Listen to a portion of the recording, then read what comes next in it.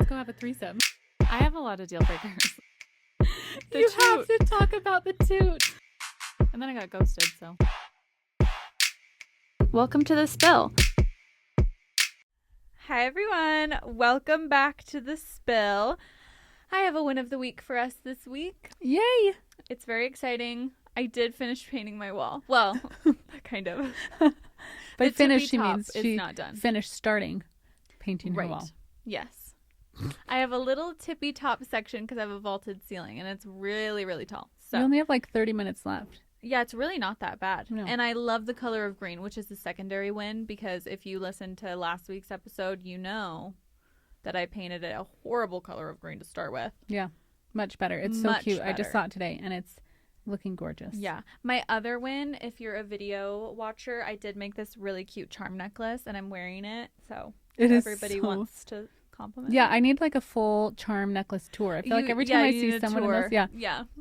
A charm I tour. have so many. My favorite is probably my bedazzled cowboy hat. Yeah, that's really cute. I also love my margarita glass, which is over here. I don't know if you guys. Yeah, I love it. Oh, I was confused when it's upside down. Margarita glass with a so lime. Cute. Because I love margaritas. It's my go-to drink. And then I also am impartial to. I have a fortune cookie on here and a horseshoe. They're lucky symbols. I also like my little lemon. Cute. Because when life gives you lemons. Oh my gosh! Now I want to make a charm necklace. I had the best time making my little charm necklace. Cute. They're very in right now. There's like a couple places that you can like do charm necklaces with, but this is handmade. So. That's from your little hangout with Mariah. Mariah made one too. Mariah and made so one too. Cute. Yeah, it was our contribution to the fantasy football draft, which I think is fair. Yeah, we very, crafted. Very appropriate. They drafted, we crafted. It was a great time. Yeah, a good old draft and craft. But yeah, I believe everyone needs a charm necklace now. I think it's so fun. Yeah, that is really cute. Love. Yeah, so I'm going to be wearing this That's around. a huge win. Huge win. Just such a fun weekend. Incredible. How was your weekend? Chill. Yeah. Yeah. I don't even know what I did. You know when you have those weekends? I love those. It was a nice, long, chill weekend. It was hot. We were going to go out on the boat. We didn't. That's it. Why didn't you? It just didn't pan out. It's kind of depressing, but it's all right. I know, because these might be your last few moments. I know. Actually, this coming weekend, maybe if on Saturday, our one solitary day, we don't have something booked. Oh, I know. We're so busy. We are so busy. We are super busy. That is a badge of honor. But we don't have something Saturday, I don't think. Oh, no, we do. I do. Who's we? The okay, I was going to say. We, the collective. I have plans to rot on the couch and watch my shows. So the Andresens have something, but not Saturday morn. Yeah, you could go out Saturday morn. Yeah. You could also go out Sunday morn. Yeah, because we're just going to Post Malone on Sunday. Yeah, it doesn't require full day prep. It's gonna be magical. Yeah. Amazing. Amazing. Okay, what are we talking about today? Well, we've got a plethora of things to cover, I think. We really do. It's a fun topic today. We are going to be discussing like divine intervention and the belief in basically that things that happen, are they out of your control? Yeah. What's causing them to happen? Yeah. What do you believe in? The idea that a higher power has predestined all of these events in your life. Yes. And then like intuition, the power of intuition, the power of like a gut feeling, like all those types of like obscure thoughts. Of course, we touch on touchy subjects. So this involves spirituality, religion, all the things, and just like what our beliefs are, and our beliefs too surrounding like death of close people to you and what that does to your spirituality and religion, and just divine intervention in your life. Like if you've ever experienced something that's hard to explain with logic and reasoning. And anyways, that's really it. Nutshell. Yes. So I think we all have those experiences where it's like, well, how did that happen? I personally couldn't think of one. I know there's one out there. It's hard to think of like times in your life that has happened, but you have. I have a monumental one. Crazy one. That you could literally never forget if you'd even tried. Yeah, totally. And you've teased it a little bit. This is the separate Spartan story. Yeah, Spartan's a big Need a quick topic. Spartans. We've gone to a Spartan. This was separately like years ago. Yeah, and we've talked about this for a long time because it's definitely a cool story. So let's just go for it. Let's talk about it.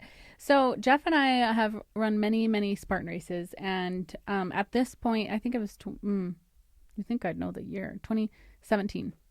Feels like so long ago. 2017. 7 years ago. 2017. That was the year that my mom died. So important detail: she died in April, and the race was in July, and she died very tragically. Like wasn't really ready for it, wasn't prepared for it. Important to note. Okay, so when we were running these Spartan races, at that time we were running in the elite group, which is the competitive. Well, they have elite, competitive, and open. And elite is when you could like place and make it to nationals or whatever. Like you could win, not just like place. Mm-hmm. So Jeff and I would run separately because I'd be running with the females, he'd be running with the males, and it's a little bit more serious than doing like the type of Spartan that Haley and I recently did. Yeah. Where like you could skip an obstacle if you wanted to. Yeah, you're not going to drop. People were throwing up. Yeah, you're not getting penalized for things, but in the elite year. So anyways, it's important to note we were serious, okay? Yeah. We were there to win. This is legit. We had been training to win, not training to play, which is what we did last time, which is also super fun. Sometimes. No, I really do think it's fun. You just got to like, what's your goal? And our goal was to win, okay? Yep. So fast forward to the day of the race. I'm still grieving the loss of my mom, but feeling like a lot better about it. And we'll touch more on that later about that kind of experience. But so race day comes. And I have no religion, and at that point, especially, very little spirituality. Like, I wasn't looking for guidance from a higher power ever. Or signs or anything like that. Or signs, yeah. Sometimes if you're looking for things, you will find them. Yeah, exactly. But you weren't even... I wasn't looking for any signs, Kate, nothing. Like, just a regular old race day and regular old, my mom died a couple months ago and I've moving on. It's casual. Kind of just dry. Okay. I don't know how to say that without it being weird. Okay. But it was fresh enough that of course, like it was on my mind off and on again. I thought, wow, this is my first race since my mom died. Kind of crazy. And, so we were driving to the race. It's early in the morning. Oh, hold on. It was so long ago. I have to get all the details. Mm-hmm. We had to have a babysitter come watch Mason because Mason was 2 at the time. And she was never, ever late. Like always early, would just sit out in her car and then come in when it was time. But she wasn't late. And that was typically would be very stressful because we need to leave on time so we can get to the race on time because you want to start the heat at the time you want because you don't want to have a bunch of people to pass if you're trying to win. Okay? Mm-hmm. Very important. So... But we didn't stress, which is amazing.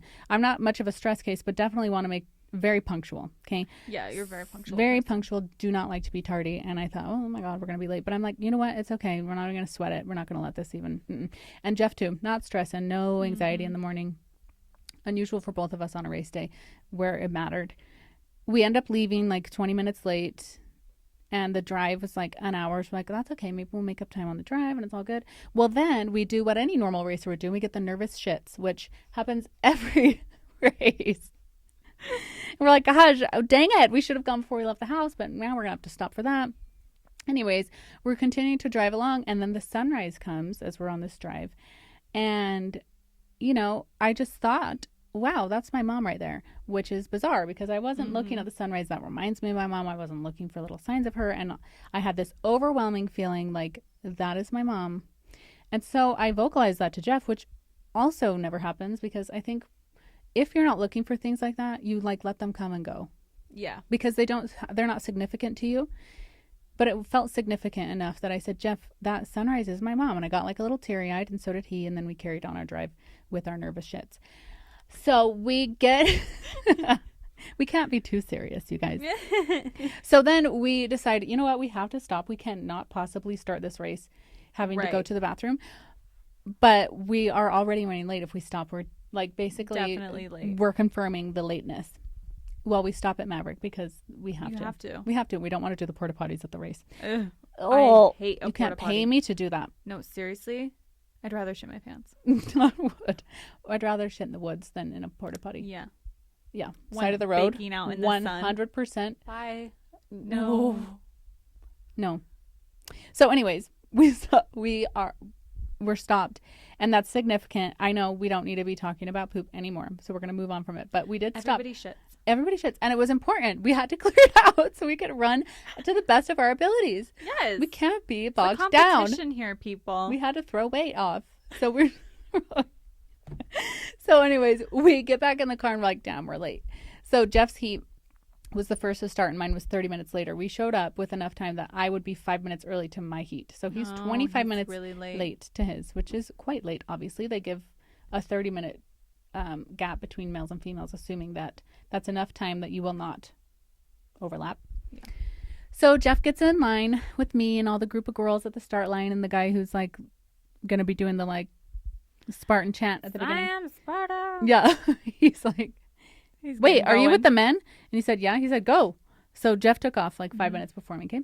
And then I take off. And now the race has started and everything's good. I'm like, gosh, I'm just glad we didn't stress. Look, Jeff still got to go ahead of the females and I'm running and everything's good. Well, this is my brag moment. Okay. So I catch up to Jeff before mile 2. Hey, Jeff. I've always been a stronger long distance runner than him because I train, turns out. Yeah. He does not train for running and he can still do these like 15-mile trail races. So this is no shade on Jeff. Just he doesn't work hard to have the same longevity I do. So I had better pass him. Yeah, you got it. You got him. It would be very depressing. So anyways, I catch up to him. Typically, if that were to happen in a race, I would pass him because obviously I'm trying to win. I'm not going to slow down for anybody. For some odd reason, even though now we've repaired our lateness and we could still win, I said, do you want to run together?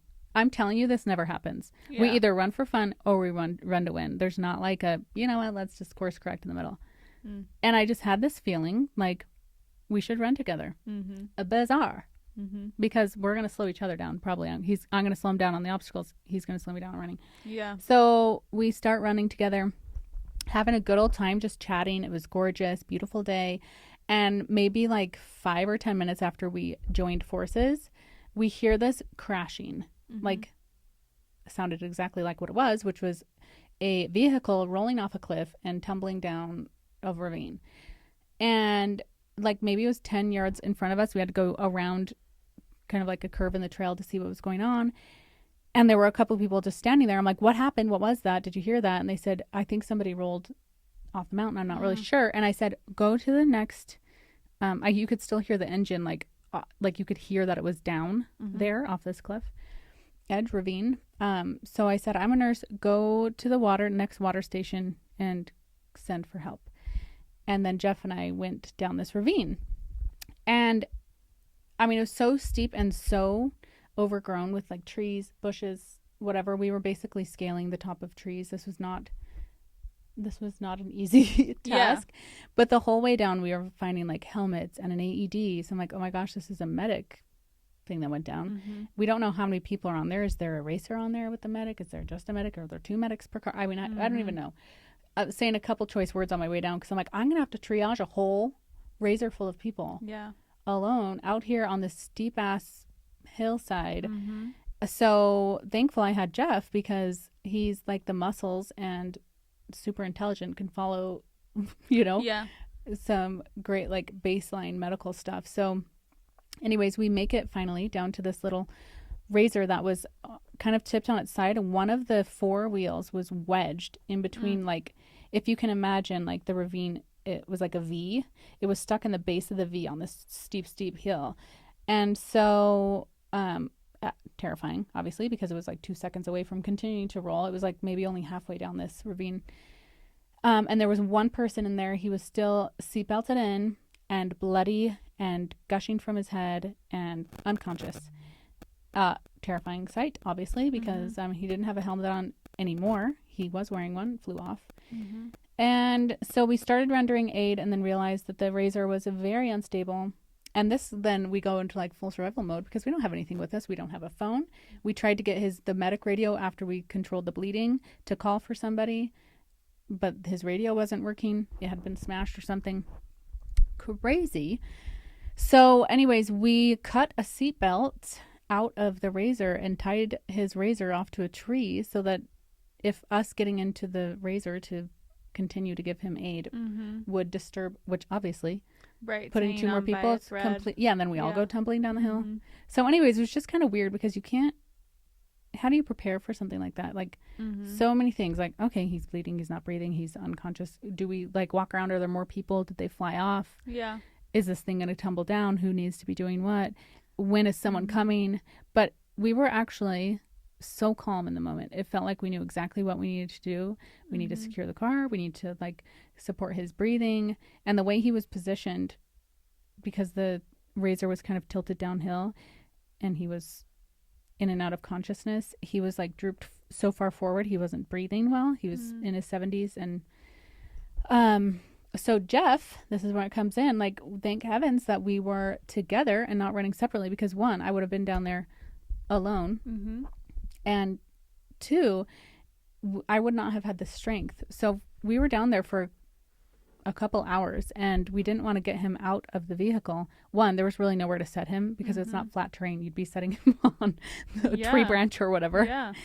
And so we just got in the razor and Jeff was holding his body up for like, I don't know, hard to keep track of time. We don't have a clock, but maybe 2 hours, just pushing this guy's back against the seat. And then I'm supporting and holding pressure on his head and continuing to talk to him and hoping we don't need to resuscitate. Right. I knew he had some lung damage and his leg was killing him. Anyways, eventually we start hearing off in the distance, like, hello, this is a medic. Yeah. I'm like, oh my God, yay. You know, they've actually sent for help. But they were coming down like through the woods. Obviously, they don't know exactly. Yeah. The trails up there are all over the place, so they would not know how to descend down. So it was, don't know how long he'd been walking around bushwhacking, but he did eventually find us. We basically played Marco Polo. Yeah. What, bushwhacking? Bushwhacking. Such a funny word. Okay. Yeah. He literally was though. He had a machete. Yeah. Yeah. He had a machete. Anyways, so he's bushwhacking his way over Marco Polo.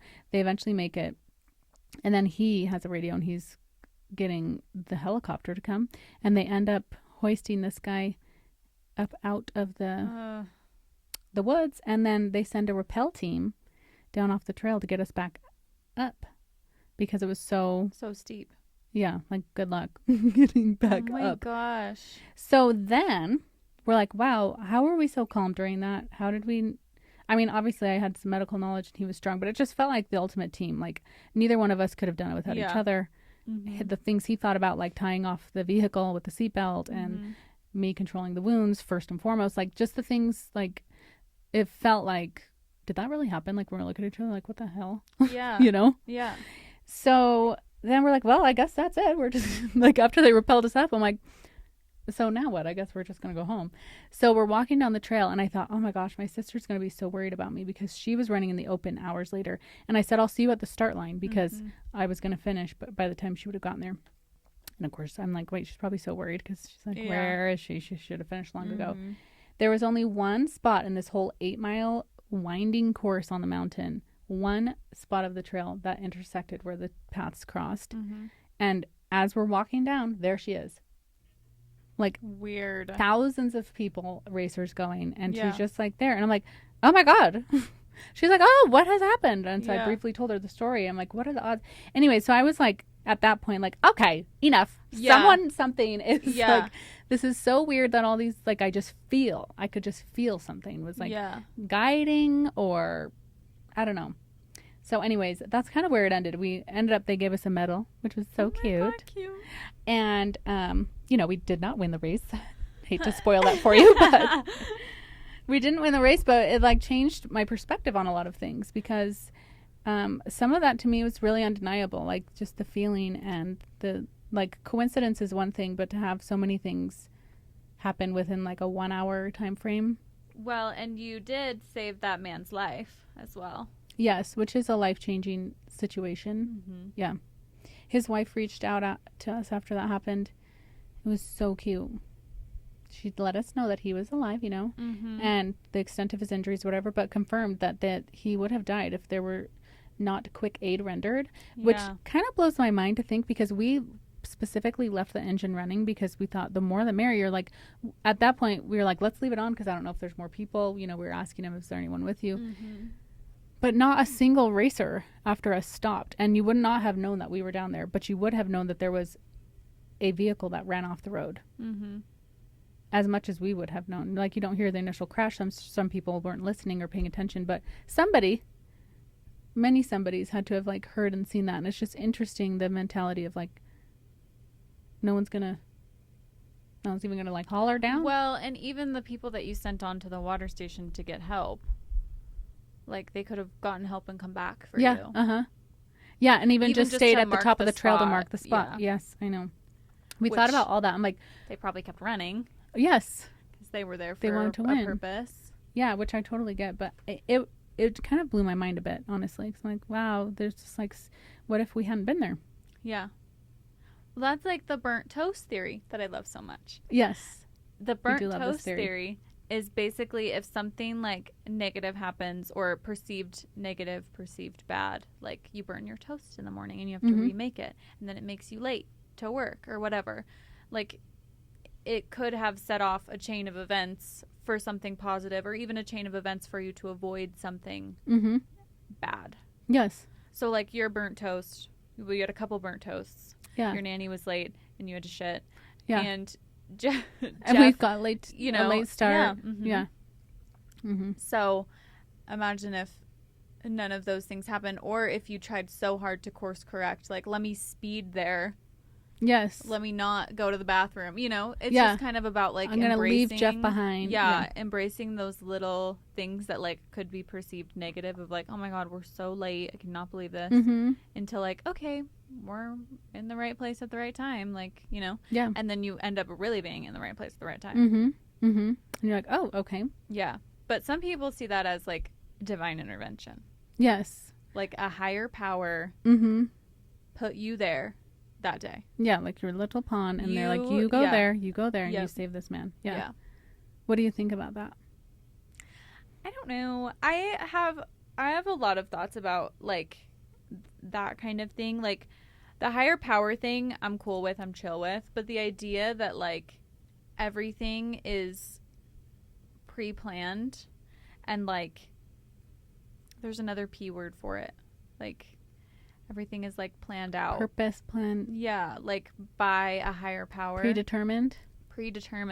Yeah, everything in your life is predetermined by a higher power. So like no matter what you would have done that day, you still would have been in that position kind of thing. And I just can't get behind that. I can't get behind like everything in your life is already like planned and pre-planned and set out and by God. I think all of it.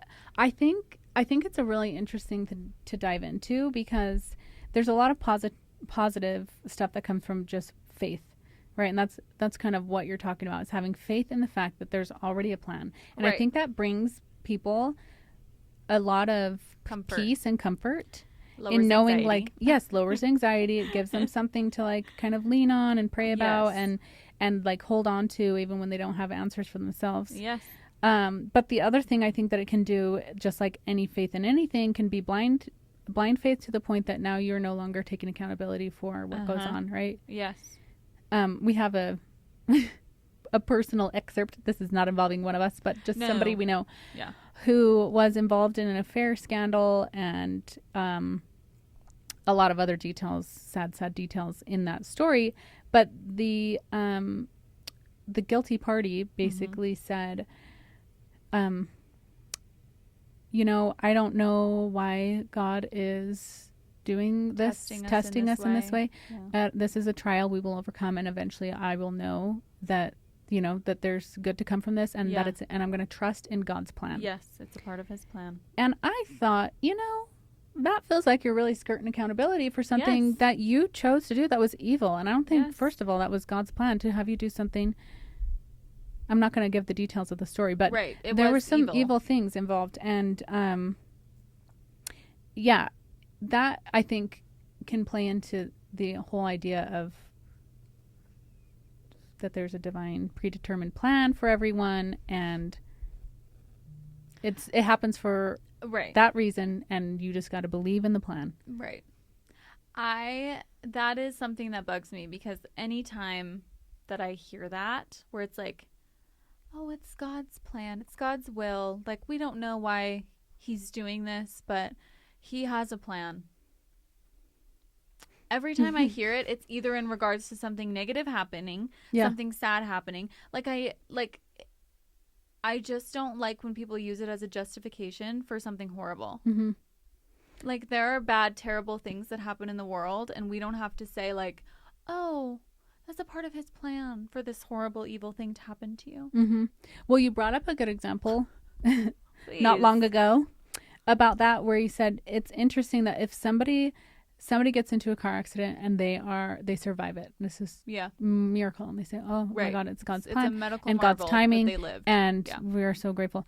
But then somebody else gets in that same car accident, doesn't make it, and that's incredible. It's in God's timing and it's God's plan, and so we're so grateful. And so again, I think having that kind of faith can be a positive thing that pulls a lot of people through. Like, I've had friends ask, like, what are you going to do if you have suffered a major loss, which we'll get into at some point. This was before my mom died. And I said, I'll keep going on living my life. Like, I couldn't understand her question of like, what are you going to do? I'm like, what am I going to do? I'm going to keep doing what I'm doing.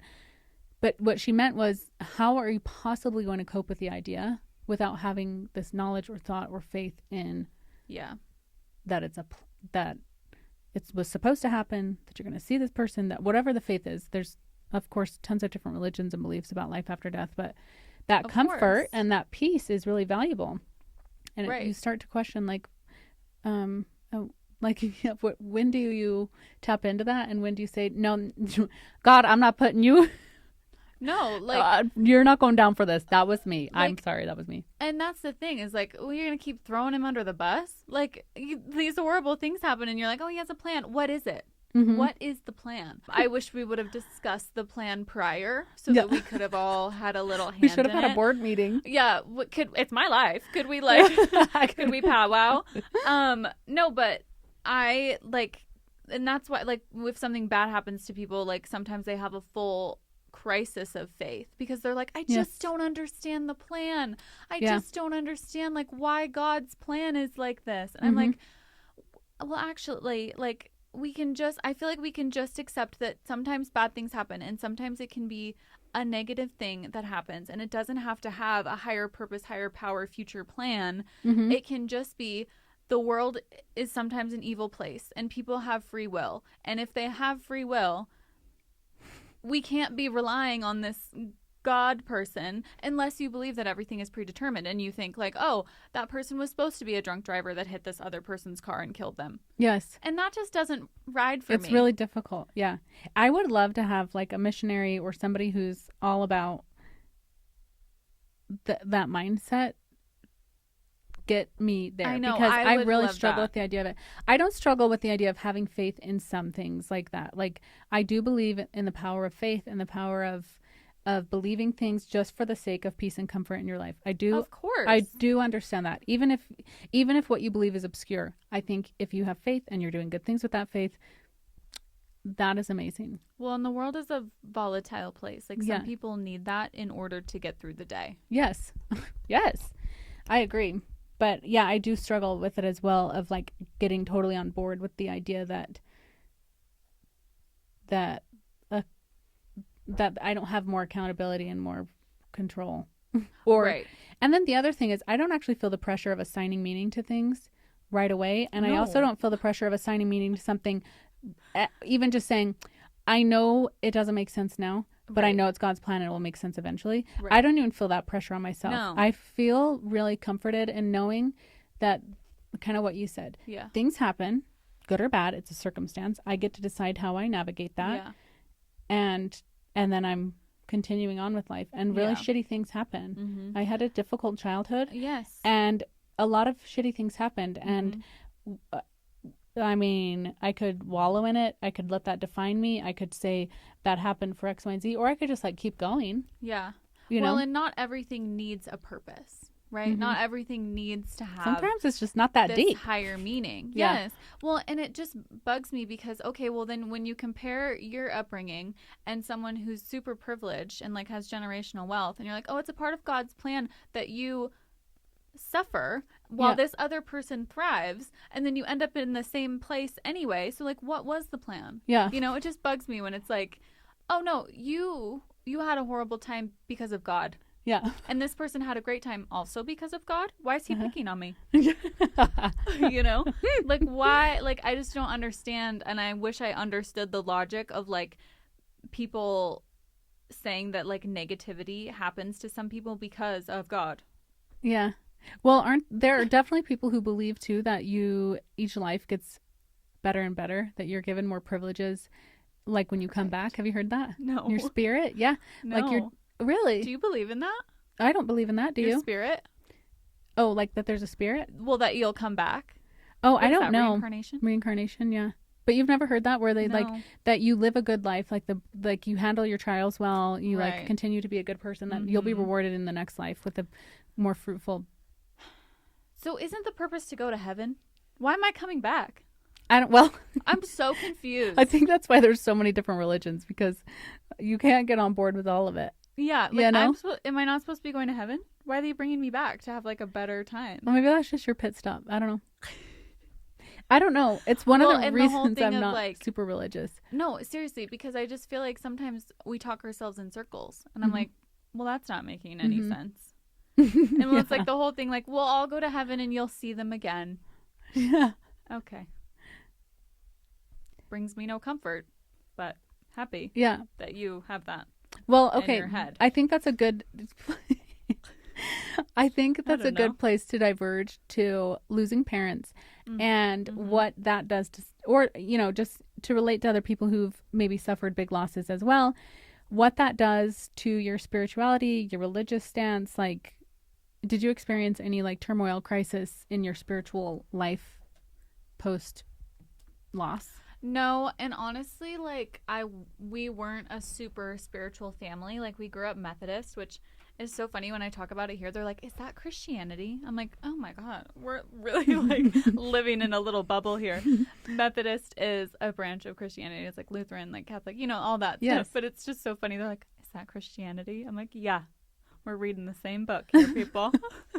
But that's what I grew up with, and Methodist is probably like the most chill of the religions. Like, it's one of those where it's like, you know, do whatever you want. Like little just be doctrine. A good person. Yeah, little doctrine, but also like really lax doctrine. Like, we're for the gays, we're for everybody just doing their own thing, like as long as you don't hurt anyone. Our motto is open doors, open minds. So it's very like a progressive type branch. But that's what we grew up with. But after my dad died when I was 12, we just like stopped going. Oh, really? Yeah, because I think my mom had her own crisis of faith. Oh, like, you for know? Sure. And that's the church that we had his funeral too. So I think she just like had a hard time like stepping foot back in there. But yeah, I think she had a full like crisis of her own faith. Like, I wish I could talk to her about it now, like get into her mindset, because she grew up really religious and my family's still really religious. Oh, interesting. Yeah, I think she actually might have grown up Catholic. Either her or my dad grew up Catholic. One of them was a convert. Anyway, so my whole family's still like really religious and you know, go to church, do the whole thing. But where she kind of had that crisis of faith, I'm assuming it was a crisis. I don't know if it was a crisis. Sorry if I'm misrepresenting it, Mom. Yeah. Maybe it wasn't a crisis. Maybe it was just a reevaluation. Just like a moment. Yeah. But we stopped going when I was 12 and my brother was 14. And I still did like confirmation and stuff and like vacation Bible school, like the fun stuff. But we didn't go every Sunday. We weren't like, we were kind of Christmas and Easter. Yeah. Like, yeah. What do they call that? Distant community members. C&E. That's what Creasters. I made up my own word. C&Eers. C&E. Yeah. Okay. Never heard of that. But yeah, so I don't feel like it was ever like ingrained in my psyche and like my own mindset, which could be a part of it. Like, I feel like if you grew up with it, it's just kind of like ingrained in your brain. Which I did not either. So like after my mom died, it wasn't like a huge thing for me that it was like, oh, I can't, like, I don't. My first thought was like, oh my God, I can't believe this is happening again. My first thought wasn't, I wonder what God's plan is. No, because I don't believe that it was a part of like a grand master plan. Like, it just doesn't, like, that doesn't make sense to me. Like, and perhaps no comfort. And perhaps no comfort, and perhaps very negative. Perhaps very like very dismissive, I would say, of the experience, you know? So that is another piece of advice that I will give people Yes. Maybe don't lead with that. Even if it's in your mindset and that brings you comfort, that's not going to bring everyone comfort. And it is very dismissive. And you're kind of like, oh, brush it off your shoulders. Something better's coming. Don't know what it is. Couldn't tell you. But something better is coming. Really, something better is coming. Mm-hmm. Really. Better than keeping my parent. Really? Got it. I don't know. And it hasn't happened yet. So, like, I'm just wondering, like, what's the timeline on that? Like, when do I get a cash in on this plan? And are you collecting interest? No, seriously. So I never had, like, a crisis or anything like that. Okay. But it did. I do feel like it kind of pushed me a little bit further away just because of, like, that. You have beef. We have beef. Yeah. We are not currently getting along. And until we start getting along again, me and God, like, it's just not for me. And I do think I believe in, like, not like a higher power, but like the cosmos. Something that's beyond us. Yes. Something's beyond us. Aliens, maybe. But something's beyond us in the world. Like, I don't think we're the only things floating around here. Yeah. But I don't know. It's not something that I'm like, let me put all my stock in this because one day I'm going to go to heaven and shake hands with God. Yeah. And you didn't feel like pressure to define what life after death meant after loss like that? No. Because I really don't care. You know what I mean? Like, no, I don't. What do you mean? Like you don't care, like it doesn't bring you comfort to think about it? Yeah. Like when I die? Is that what you mean? No, it doesn't. Because, like, even, like, if I'm using that to bring me comfort and positivity here and then I die and it doesn't happen, it's like, well, you know? You'll take the surprise. It's the other direction. Yes. The surprise of like, oh, wait, we are all reunited. That's hold on. Wow. Yeah, that was great. I'm so happy that happened. What a plot twist. But if I spend my life, like, thinking about that instead of being like, let me cherish the moments that we had and let me, like, you know, just really appreciate Earthside. Mm-hmm. And instead I'm like, well, one day I'll see her again, or, you know, them again. Yes. Sorry, Dad. One day I'll see them again. Yes. And then it doesn't happen. It's like, well, like, imagine you live your whole life thinking, oh, we're going to get reconnected. And then you get reincarnated to live a better round the next time. And maybe the better round is only one parent dies. You know, it's like, I just can't. And yeah. It just stresses me out even more to think, like, about that. Yeah. And about how, like, decisions I'm making right now will affect whether we get reconnected or not. Because some people believe that. I know. And that is shit. that is mean, especially when you're trying to cope. That's mean. That's really mean. Like, oh, be a good person. Yeah. And maybe you'll see her again. Yeah. That's not nice. Being denied. That is not nice. But yeah, I don't feel like it affected, like, how I think about it, because honestly, I'm like, okay, well, I could die tomorrow and it could just be like one black hole and it doesn't even matter. I could die tomorrow and I come back as a butterfly and I don't ever see my mom again because she's already been a butterfly. Like, I just think trying to wrap you our don't put a lot of weight on that around these concepts is, like, maddening. Yeah. And it doesn't bring me comfort, and it brings some people comfort, and that's great, but it doesn't bring you personally comfort. Yeah. Yeah, that's interesting. No. Find comfort in that? Yeah. No, but I actually did have a slight, I would say, like, a reevaluation, not crisis, because I wasn't, like, desperate. You weren't in crisis. I didn't feel in crisis, but I don't think I grieved very healthily either. I don't think I did either. We've talked about this before. Yeah, we have. And so I think probably I needed a crisis, perhaps, but no, I didn't crisis. I went right back to work and just, like, kept living my life, like, as if nothing happened, and, like, with the mentality of shit happens, here we go, put your, like, I'm still waiting. Like, I still feel like we're gonna crisis one day. Yeah, one day it has to happen. Just, like, self-implode. Just wait. Yeah, like, I just remember I just felt numb, and I thought, well, hell yeah, I'm a fucking baller. I am handling this so really pick yourself up, guys. I'm back to work. Yeah, talk to me about it. I won't even drop a tear. Yep. Yeah. Bad. Yeah. Bad. So, but I did. I did, in fact, reevaluate a lot, though, because it was so sudden to me that I felt like in my I didn't grow up religious at all, didn't grow up spiritual at all. Well, I shouldn't say at all. My mom would have us go, she was Baha'i for most of I've heard of that. my later childhood. Like I think we started going when I was like 7 or something. And we weren't like every Sunday, but I do like have a couple brief memories of going. And what I really remember about being Baha'i was like the power of one, and that there's that like all are equal and other people of other religions. That's wonderful and very accepting and very much just be a good person. Kind of similar to what you were saying, Yeah. but they have a whole different lineage of prophets and things, you know. Anyways, but my mom did believe in that church, and she liked it because she thought it was the most equality driving religion that she'd found, and she really loved equality. Yes.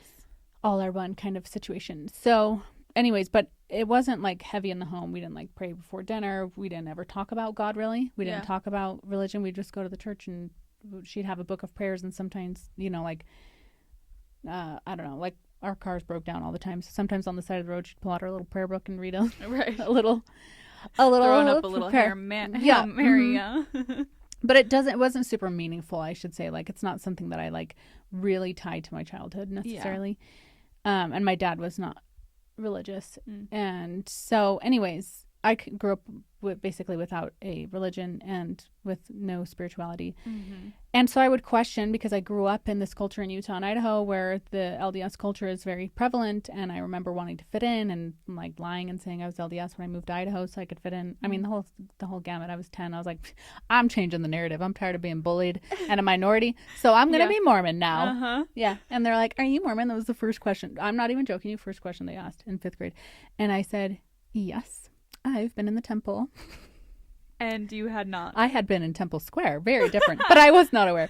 Anyways, that was the level of religion for me. It was basically like, maybe I should be Mormon because that seems like I'll fit in if I am. And everyone's doing that. So I think that kind of makes you question, though. You're like, should I be believing something? Which we've talked about this so many times. Little tangent about how in the world does religion actually work, and how could it be real in the grand scheme? Like, I was denied becoming LDS many times by my parents. Like, my mom would scurry the missionaries off our porch.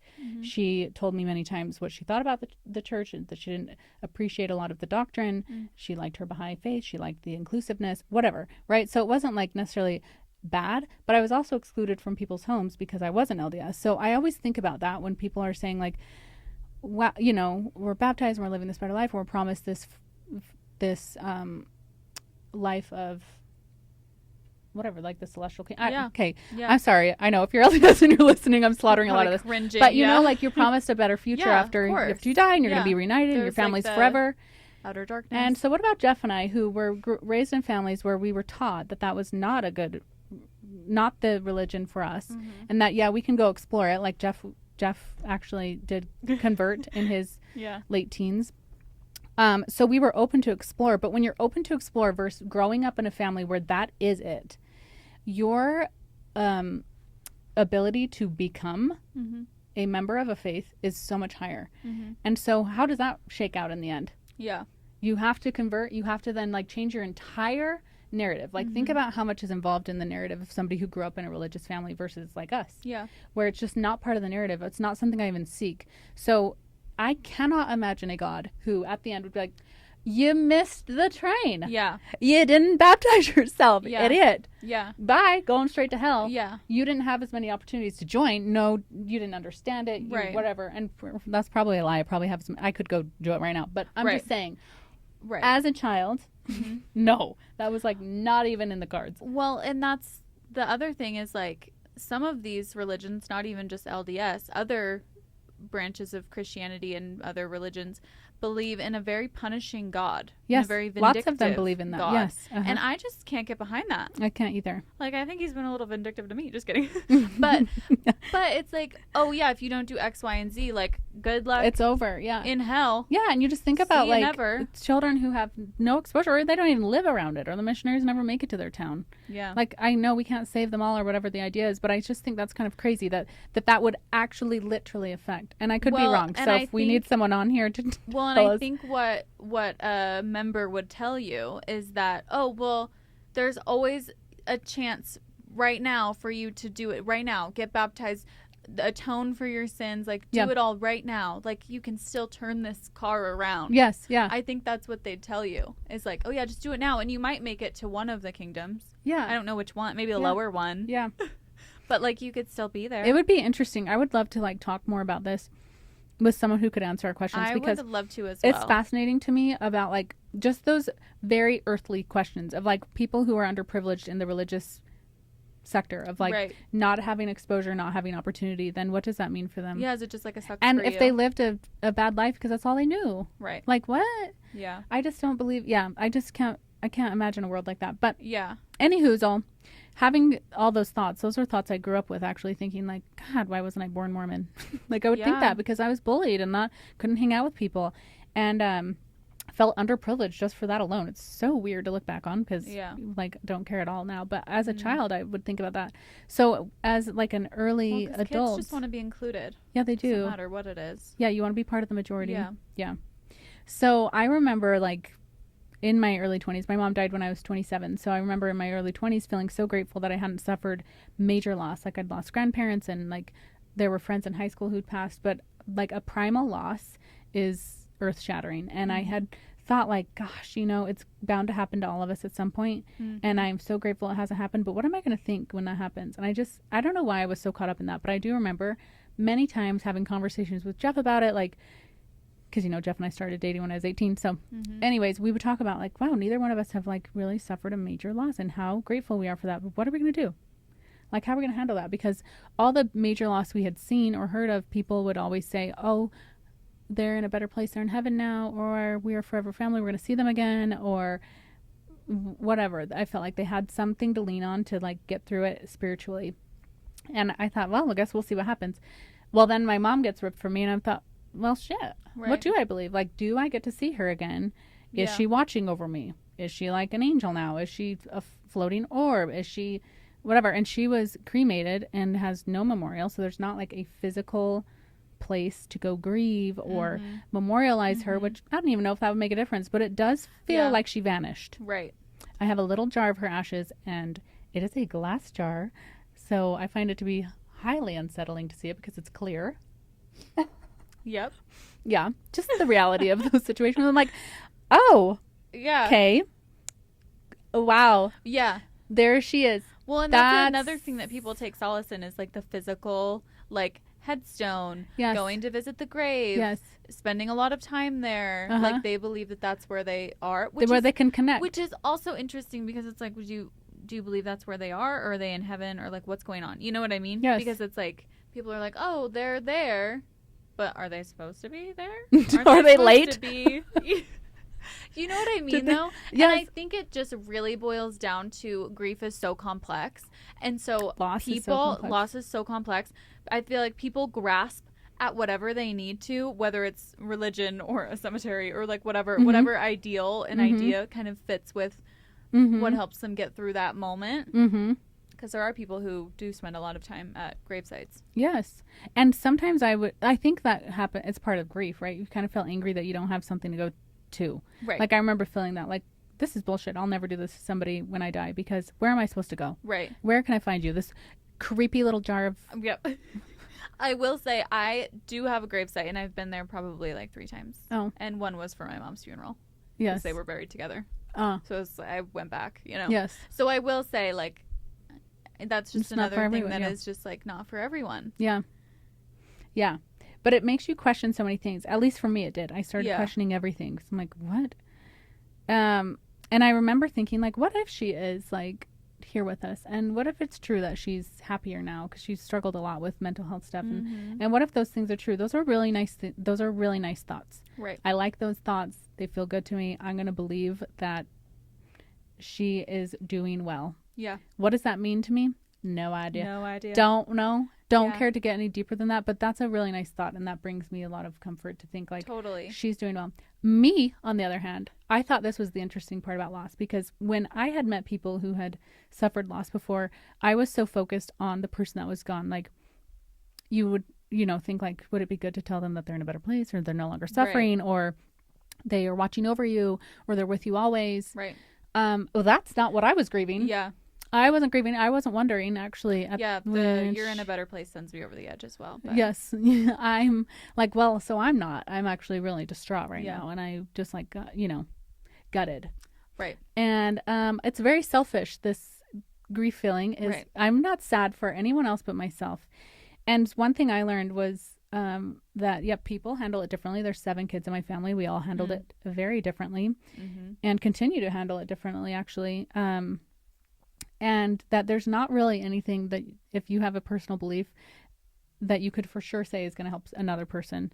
No. Because I can't think of many comments that were thrown my way that were helpful other than I'm so sorry. Because the rest of them were kind of pushing on a belief that brings somebody else comfort.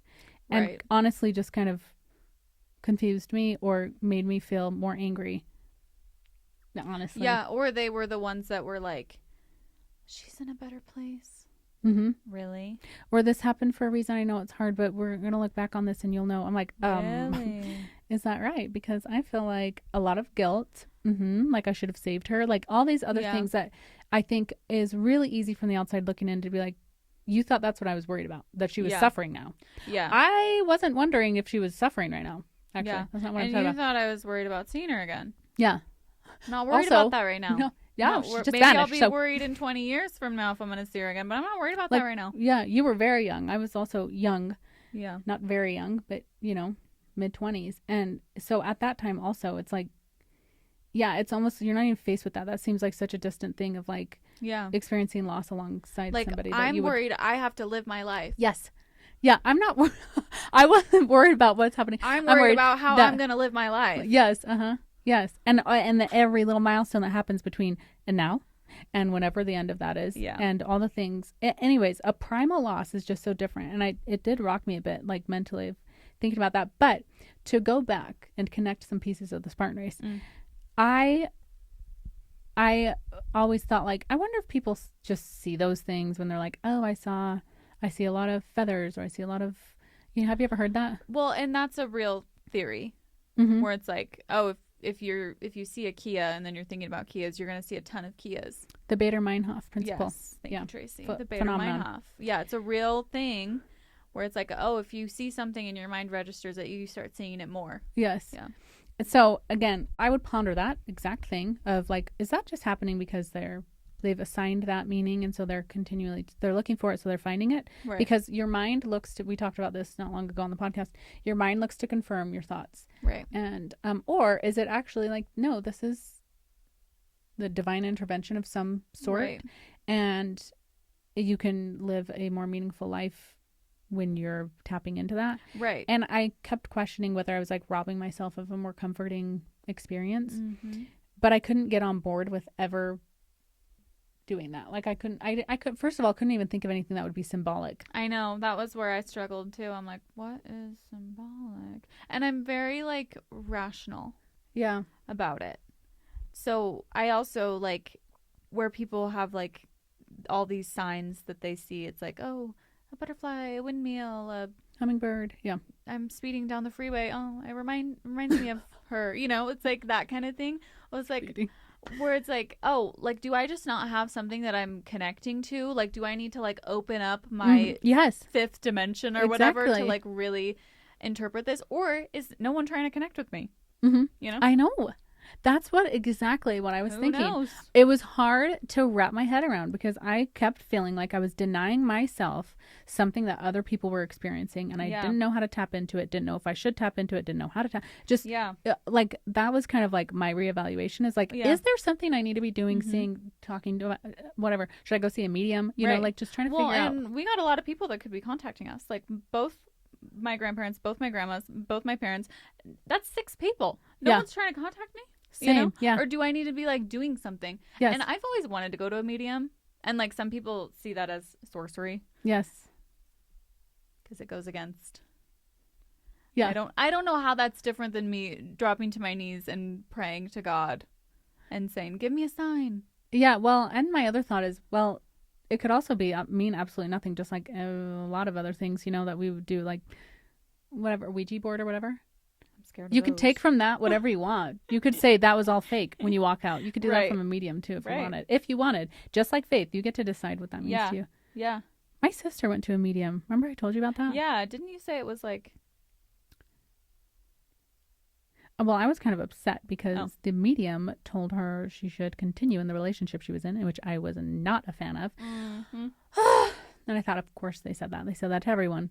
It's going to be difficult, but you're in the right spot. I can feel it. Yeah. No, she wasn't, and she's in a much better spot now. The only medium I would want to do is Tyler Henry. Have you seen Tyler Henry? I've heard of. Celebrity medium. Yes. He would never do me because he's like so busy and like, you know, he did the Kardashians and like whatever.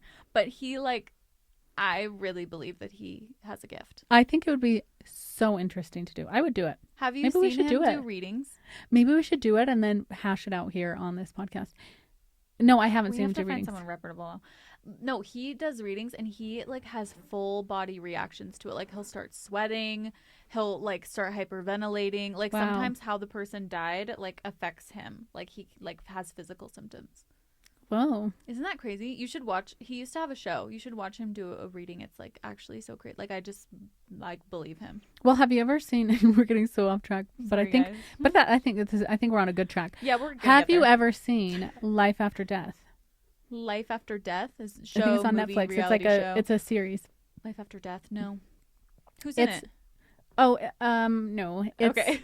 It's not like I shouldn't say series. It's a documentary based multiple episode type of situation. Okay. I think there was 4 episodes. I think they call that a limited series. It was a limited series based on not based on true. Like they were interviewing people who had near-death experiences in one of them and talking to them about what they experienced and how it changed their thought toward like spirituality after, and it was so intriguing. And then they also had one on mediums and showed people getting readings and stuff. What was the consensus from the near-death experiences? Yeah. Well, a lot of people saw a bright light. They felt really warm and welcome, like they would be happy to go, but they were guided to either stay or leave. Which all of them, obviously, they're alive to say it, so they decided to stay. But even one of them said, like, I actually was, like, ready to go. Yeah. I felt so welcome and warm. And a lot of them would see, like, figments of their loved ones. Oh. I want to know, what age am I when someone sees me, if that's real? Like, am I going to look hot or like... Oh, well, I always think of it as you are the age that you die. But maybe it's one of those things where you could like pick. Well, imagine this. What would it be if ideal? What if I die and then you die in 20 years? Do you see me at the point you died? I would see you at the point I died or the point you died. And I'm like, who's that? Because I would be 20 years older. Did you say the same thing? Oh. No. Wait, you imagine this. I die. You die 20 years later. Yes. We're reconnected. You see me as the age I died. I see you at the age you died, and I don't even know you. Oh. Because you're 20 years older. You've been looking down on me this whole time. Oh. Remember? I just think it's so fascinating. Obviously, that puts something super tangible that maybe isn't, but... Well, I think if you're doing, like, if you believe in, like, the whole heaven thing, where it's like, oh, it's the best... If you're doing the whole heaven thing. The best place on earth, it's Disneyland. I think you get a pick. Disneyland. Okay. You get to pick. Oh, I truly like makeup, no makeup. Right. I think if it's my happiest place on earth, I die at my hottest. Yeah, but I don't want to be wearing makeup, so it's unfortunate. Well, I think in heaven, you won't feel the makeup; it'll just be there. You'll just look airbrushed. It will be the most magical makeup. You won't have to be wearing makeup. Absolutely. You also don't have to take it off at night. Yes. No zits in heaven. I am sure of it. Have you seen The Good Place on Netflix? Yes. This reminds me of like The Good Place, and then spoiler alert for anybody who hasn't watched The Good Place, they actually find out that they're in the bad place at the end. And I just find that, like, I think that is so funny and interesting. Yes. Of like, oh no, you actually all are in the bad place. Yes. No, that is actually really fascinating. Yeah. I honestly love these topics, and I don't even know why, honestly, it has to be like such a divisive thing to talk about or like offensive, because listening back to even what we've talked about thus far, even our different experiences with loss and with religion and beliefs and whatever, like how could you expect to ever have the same thoughts and same experience? Yes. Yeah. And then to think like, wow, that's so offensive, Haley, that you don't believe in the fact that I would have a forever family or whatever. Like, what is that to me? It's such a unique personal experience. I think it's interesting that religion is such a hot you know, and they're like, don't talk about politics, religion, whatever. I'm like, why religion? Yeah. I've always thought that was so bizarre. Yeah. I'm like, what does it affect you? Well, you believe I'm going to hell, so it's not going to, or whatever, you know? Yeah. Well, and I think sometimes people hide behind their religion as like, oh, I only have the best intentions and I'm only saying this like as a shepherd of God. It's like, no, you're being rude and you're kind of being insensitive. You know what I mean? Yes. It's like, I don't know. It's just one of those things where it like bugs sometimes that I'm like, you're not being as great as you think you are to someone. It's like moral armor, basically. Yes. Yeah. Yeah. And you're taking this like high ground as like the voicemail message of God. And like, I don't need that right now. You know, it's just like, I don't know. I feel like some people use it as like a whole thing. But I will say, like, it does depend on your experience and totally, and your opinions and everything like that. Like, who knows? You could have someone who's like super religious and then nothing ever bad has happened in their whole life, and then something bad happens, they have a whole crisis and meltdown. Yes. And then what they believed in doesn't work for them in a moment when they felt like this is everything I've geared up for, is for peace and comfort or whatever. Well, and who knows, in 10 years from now, like, you know, I could be a member of the church. Like, you just don't know. You just don't know. Where life is going to take you. Yes. And like how your mindset and your beliefs change. So like. And your life experiences. Yeah. And like no shade to anyone who's religious. Like, I think it's great that you believe in a higher power and that's working. Something that is working for you and that is valuable in your life. But like. That's exactly how I feel. Like, I think one of my big, not awakenings, but maybe epiphanies that came out of my little spiritual crisis post mom dying was that I used to think that faith was silly. Yeah. That it was silly to believe in something that was so hard to prove. Like, I'm such a science-based, logic-based mind. And now I don't believe that. Now I believe that faith is a beautiful thing, and I think it can serve us well. I think also religion causes a lot of problem, wars, you know. To name a few. But I do believe, like, I even believe in blind faith. I don't have it myself, but I have a lot of respect for people who choose that to be part of their life, because I think there's a lot of positive that come from it. And I used to think like, prove it. Like I wanted people to like prove it and to like, really, you think that happened? Like, you know, whatever. Now, no way. I'm like, you believe whatever you want. If that works for you, your family, and you're going to make good choices, you're going to be kind to people. Right. That's the only thing. Like, don't think you're better than anybody else. Yes. You believe in this religion. Yes. Like, that bugs. That bugs big time. Well, and like, let's be better, hopefully in generations to come, that we're not excluding children from other people's homes because they're not part of religion. Like, those kinds of things, I think, is what really kind of made me initially pretty turned off. You know? Which I think is another experience that you've had that other people haven't had. Don't have. Just because I was not born into it. And I actually think God would frown upon that. Yeah. I haven't met him, but just like the message that you guys are preaching about, I think he would say, you know what, that wasn't nice. That was really crazy. I think the message is like, love each other. Little, also, I was the most innocent child. The most. Yeah, what did they think you were going to do as a 5th grader? Get their kid hooked on drugs? That was satanic. Come on. Yeah. It's so crazy. Which, aren't you the one that, well, we don't need to dive that far. Anyways. Wait, what was it? Didn't you tell me about, like, that satanic, that they don't actually even believe really necessarily in Satan? Oh, yeah, no, they don't. Yeah, but it's just. Yeah. Yeah. Yeah. What is their title? Sadists? Something like that? No, it's like the Church of, I can't even remember their name, but they don't actually believe in Satan or hell. They just don't, they're agnostic, essentially. Yeah. Yeah, I don't even think they're atheists. I think they're just agnostic. They might be atheists, but they don't believe in Satan as a being. If you had to define yourself right now religiously, what would you say? I would say I'm agnostic. Oh, I would as well. Yeah.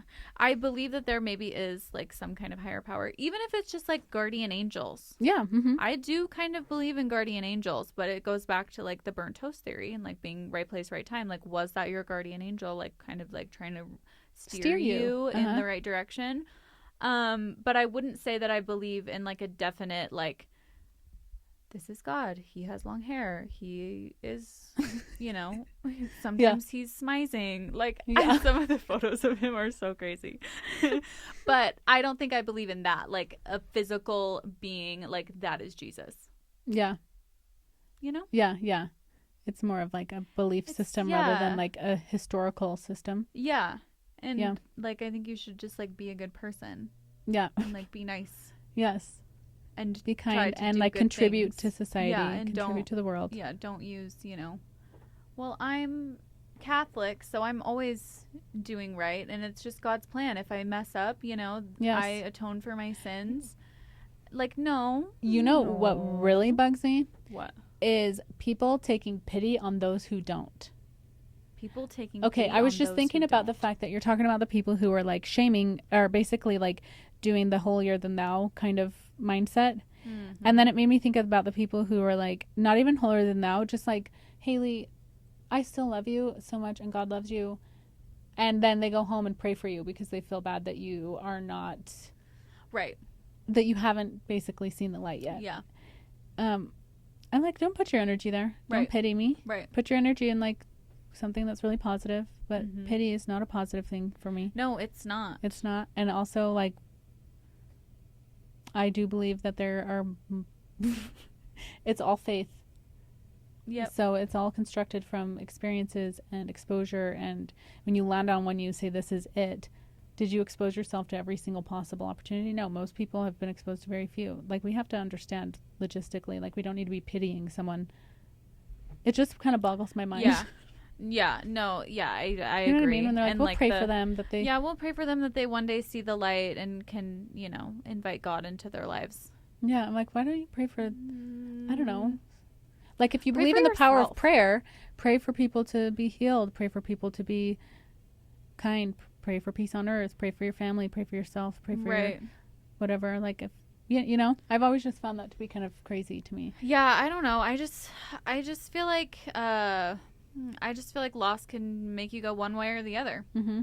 Because some people lose a family member or like whatever, and they're like, oh, like, we still believe in everything that we believe in, the power of prayer and whatever. But it's like, well, what? Did I not pray hard enough? Like, what? It's just like the logic that's not. I don't get it, and I don't think. And that's what faith is, right? They're choosing faith, right? And that's amazing. And then I don't choose that. What I did choose, though, like going through it all, like what my summary was basically for my mom was, I felt like she specifically somehow was guiding me that day. That's what it felt like, and I don't know why. And I don't even feel the pressure to really explain it to myself. Right. Like, I don't need to dive down further and see why that happened. But maybe Jeff just said yes because I was asking him, but both of us felt very strongly like she was present, she was aware, she was there. I don't know if it was like a good point of closure because I had grieved very poorly at that point. Right.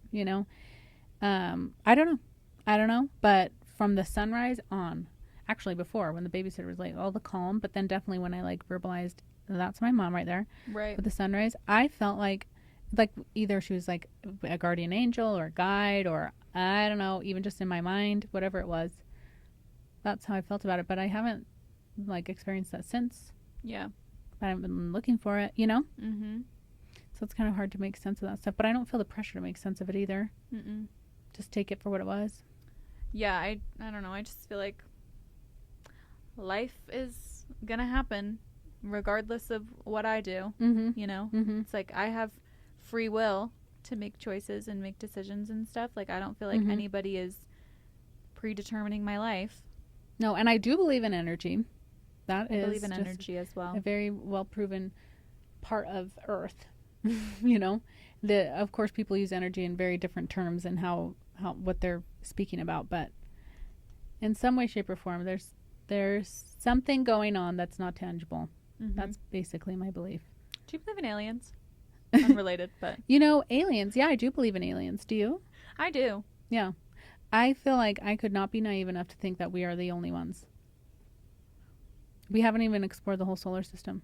No, we haven't. Not even close. We haven't even explored the whole ocean. What if there's aliens in the ocean? There are aliens in the ocean. There are. Have you seen them? In the deep, deep dark? Yeah. They look like aliens.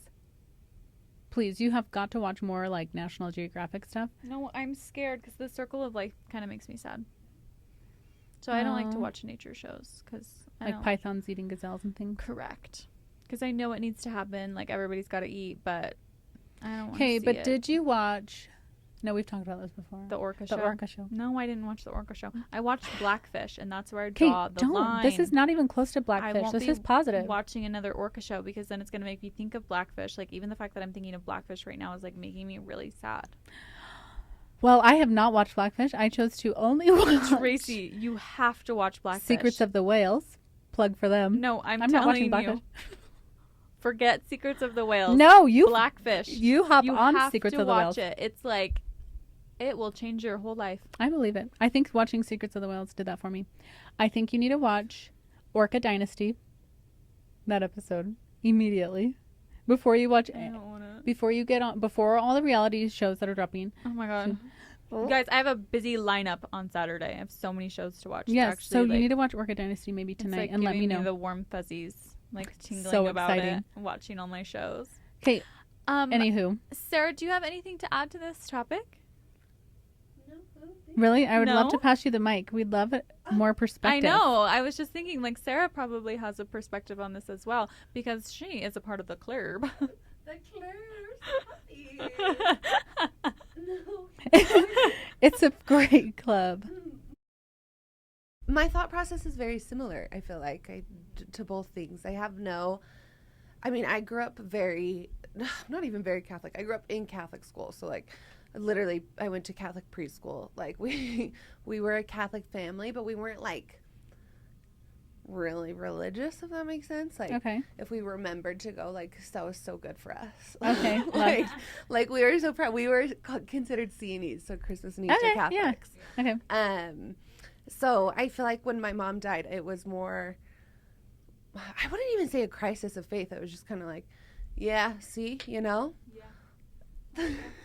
Like what? Like, just more like, I just don't think, very hard for me to wrap my head around, like, the fact that there's only one religion out there. Like, that is the correct religion. There's only one way you can believe. Or that there's only, like, I don't know. Salvation for some. Yeah, there's only salvation for some. So I think in my head it was just kind of like, oh, yeah, that's, like, just kind of confirms my thought of, like, I believe in energy. I think that maybe, like, the things where you're like, oh, I think my mom's watching over me is more like maybe the energy that she left. Like, we crossed paths, my energy hit that energy wave or something like that, you know? Yeah. Like, not to get too, like, but I into totally, that side. That's why I said there's a lot of different ways you can. Yeah. I'm like, so I believe in energies, and I believe everyone, I don't know, everyone deserves to be here. Everyone is loved. Well, and give the listeners, like, a baby backstory, because most people don't know who you lost, when you lost. So I lost my mom for, like, my big, like, impact, obviously. Yes, you're big, yeah. Because, you know, same thing. Like, I've lost all my grandparents. I've lost, but I lost my mom when I was 15. Yes. It was pretty sudden. I mean, she did have a brain tumor, but we found out, and I think she passed away within a month. So it wasn't like a day of situation, but it was a pretty sudden situation. And pretty much as sudden as it comes, you know? In the grand scheme of a lifespan. Yeah. Okay. I also don't think I grieved very healthily, in my opinion. I just kind of was like, well, I don't want you guys to have to worry about me, so I'm fine. So I'm good. Probably still carry that a little bit, you know? Like, I just, like, even remember at her funeral, like, my basketball team had been there, and I was, like, cracking jokes, and they're like, how are you laughing right now? And I was like, well, it's, like, what we do. We, like, hang out, you guys. Like, we're fine. Yes. We're okay. Yeah. But, I don't, I think that would be, like, the biggest thing I have to input on that. I don't know. Yeah, and that kind of, like, do you feel like that guided a lot of what you believe? Like, that moment? Or do you feel like it just kind of confirmed what you had already thought? I think it more confirmed. I don't think necessarily feel like it guided. And I feel like all of my life experience have just, like, kind of, I guess, I don't know, I guess they all did guide a little bit, but it's not like I was really questioning before either. Like, I grew up Catholic. It was what I knew. I was happy to be like, oh, I'm Catholic. Like, that's fine. And now I would probably describe myself as agnostic as well. But it wasn't like there was this, like, big switch. It was just kind of like, it's not as prevalent in my life. And as I continue life, I don't feel like I'm a lesser of a person for not going or having it. So this is just where I'm at. Facts. Yeah, that's interesting. I think people forget how fluid and like what a living, breathing thought process spirituality is. You know, like it's a thought to be like, okay, well, on September 18th, this is when everything changed, and this is my exact belief, and this is what I'll continue to believe. Honestly, I'm impressed when people can hold so tight to one thought process. Yeah. So I'd say mine shifts a bit, you know? Yeah. I also think that it's more confirmed too, because I think sometimes when you, like, there are members of my family that are very religious, and for me, I'm like, oh my gosh, I'm so happy for you. Like, I'm happy you have that faith, like, and that's what like gives you comfort. Yet why are you pitying for me? Like, why do you feel bad for me? I just don't understand. I'm like, why can't you also have the same thought process of be like, oh my gosh, I'm happy for you. You like know where you are in life. Yeah. Not like, oh, you're not gonna make it. Yeah. Well, and I think too, like when I lost my mom and she wasn't part of anything around the prevalent culture here that would make it feel like she had any sort of eternal salvation. Like if I were to believe in that, am I damning my mother? Yeah. In my thoughts? T. And I would want to know what is a religious person's reaction to that thought process. Me too. Yeah. Because they have to have a thought process regarding that, you know, those moments. Like you lose someone that you would consider what are we called? A person that would be considered like without religion, without the possibility of eternal salvation, because they have a heathen. No, if you lose a heathen, that's important to you. What are your thoughts? There are heathens out there that are valuable to people. Yes. You know, and so what? Yeah. I would love to know. We got to do this. Yeah. This is our proposition. Yeah. This is our official proposition. Amazing. Well, thank you so much for joining us for another week here. And we will see you next spill. Thanks for spilling with us on The Spill at Rise. If you loved what you heard, don't be shy. Hit that subscribe button to stay in the loop. And for all the juicy extras, follow us on Instagram for some behind-the-scenes goodness. Oh, and did we mention we're also on YouTube? Yep, we're everywhere. See you next time, Spillers.